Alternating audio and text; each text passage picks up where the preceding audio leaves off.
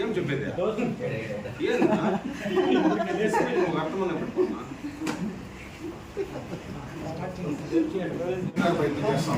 ఈ సమాచారాన్ని పూర్తిగా వేరే అందరితో షేర్ చేసుకొని దీనికి ఎవరైతే ఇంకా అందరినీ కూడా బయట ట్రై చేస్తాం. సార్ మన పదకొండు రెగ్యులర్గా గంజాయి కేసులు నమోదు అందుకే ఇస్తున్నాం కదా మీకు కన్జ్యూమర్స్ ఎవరైతే ఐడెంటిఫై చేసి ఆ కన్జ్యూమర్స్కు కౌన్సిలింగ్ ఇస్తాం. కన్జ్యూమర్ డిహైడ్రేషన్ సెంటర్స్ కానీ ఇంకో సెంటర్స్ కానీ పెట్టేసి అలవాటు మార్పించకపోతే సో ఇది అందరి సామాజిక బాధ్యత.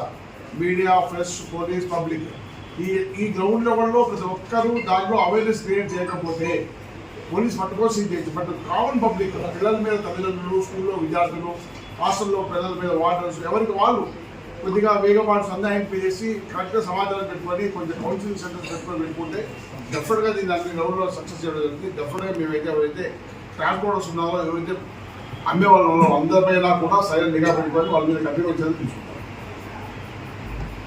రెస్పాండ్ అవుతాం కదా. ఇప్పటికప్పుడు కమ్యూనికేషన్ ఉంటాం. ఎప్పుడో ఒకసారి ఇట్లా కలిసినప్పుడు కాకుండా ఇప్పటికప్పుడు కమ్యూనికేషన్ ఉంటాం. డెఫినెట్గా మీరు ఇచ్చే సమాచారం పైన త్వరగా స్పందిస్తాము. డెఫినెట్గా పోలీస్ యాక్షన్ ఉంటుంది. దానివల్ల పబ్లిక్ కూడా కొంచెం హ్యాపీ ఫీల్ అవుతారు. కాబట్టి మీకు ఇచ్చే సమాచారం ఏదైనా సరే మాకు ఇవ్వాలని రిక్వెస్ట్. థ్యాంక్